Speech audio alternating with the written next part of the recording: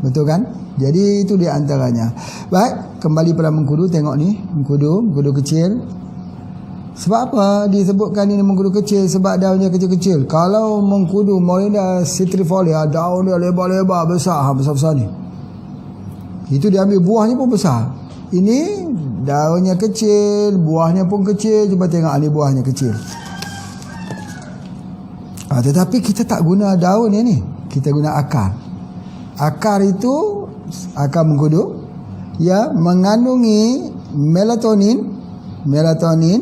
ya, dan juga dia dapat mengeluarkan serotonin.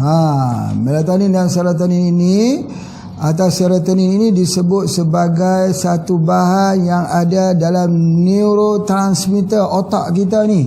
Dengan adanya serotonin, maka itu disebut hormon bahagia, gembira, hormon cinta. Hormon kita dapat lihat hidup ni berwarna-warni. Jadi kalau tidak ada hormon ini, itulah masalah stresnya.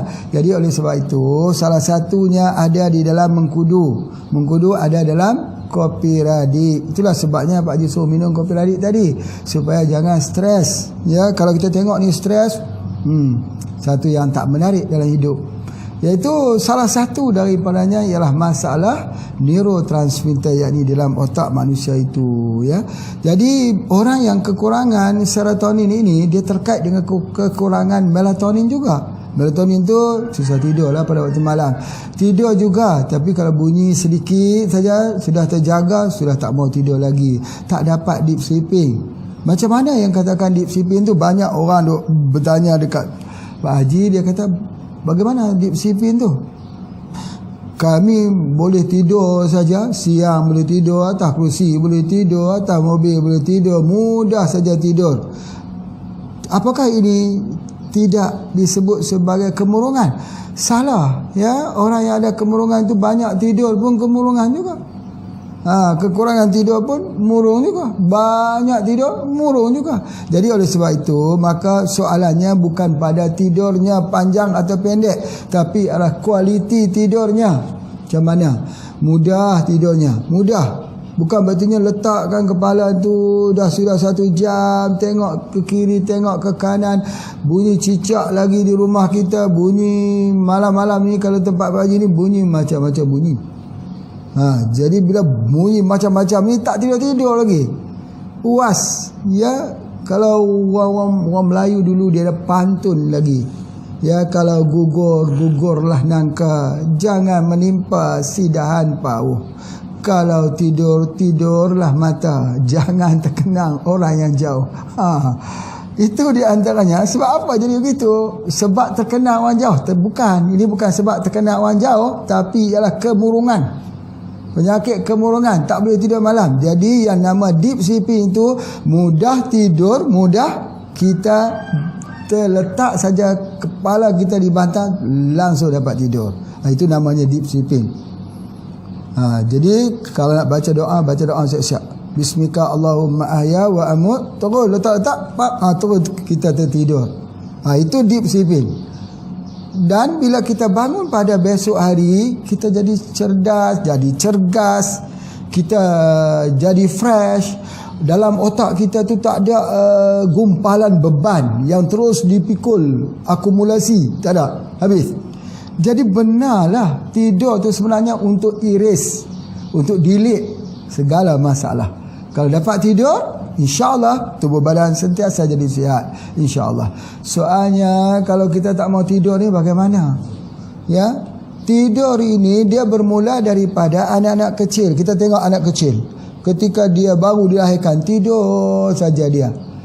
Sampai kan orang kata anak kecil itu kalau tidur di atas riba ibu, kalau bom meletup di tepi dia pun dia tidur dengan selesanya, tidur dengan damainya. Sebab apa? Dia anak kecil yang gelisah, yang takut ibunya. Jadi itu adalah antaranya, disebutkan begitu. Tetapi bila dia makin dewasa sampai ke lansia, lanjut usia, maka tidur itu sudah makin berkurangan. Tidur itu sudah makin berkurang. Jadi berartinya tidur itu sudah tidak jadi sebagai untuk erase, untuk delete, untuk riliskan semua permasalahan beban di dalam pemikiran kita. Tidur tak jadi obat dah. Kalau dulu tidur bisa jadi obat, bisa jadi ubat untuk kita fresh, kita bangun pada esok. Kerana apa? Kerana kita kekurangan hormon serotonin. Di mana nak dapat hormon serotonin ini? Ubat tidur tak boleh. Badan kita ketika kita bangun besok, kita akan jadi lemah. Itu ubat tidur. Jadi oleh sebab itu, Pak Haji nak sebutkan begini ya, yang dikatakan deep sleeping ini ialah tidurnya mudah, bangun besok cergas.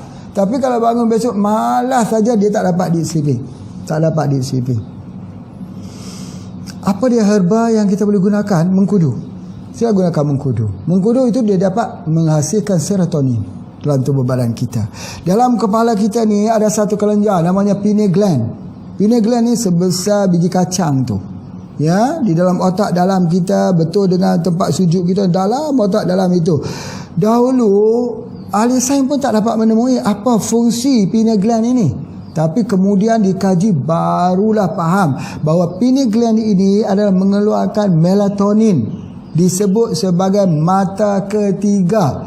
Kita ada dua mata. Satu mata, dua mata. Mata ketiga kita ialah di pineal gland atau kelenjar pineal yang mengeluarkan melatonin untuk dapatkan tidur yang berkualiti. Jadi oleh sebab itu, ya kena ingat ya, dalam tempat tidur itu mesti gelap. Tak boleh. Kalau ada lampu, lampu terang-terang sedikit saja. Ya, tidak boleh tidur dalam tempat yang cerah begini sebab mata ketiga kita tak tidur. Mata ketiga kita itu pineal gland, tak tidur. Bila pineal gland tak tidur, maka kita tak dapat rehat. Kita boleh tidur juga tapi tak dapat rehat. Ya, nak rehat bukan hanya kepada fikiran kita saja, tubuh badan kita harus rehat keseluruhannya.